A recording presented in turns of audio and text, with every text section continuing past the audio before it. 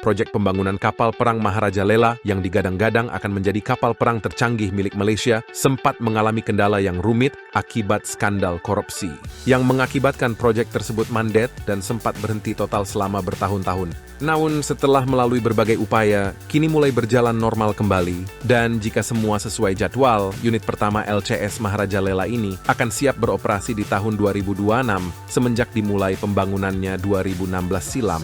Kita lihat aja nanti, sama fregat Merah Putih Indonesia yang baru dimulai tahun 2023 lalu, mana yang akan duluan selesai.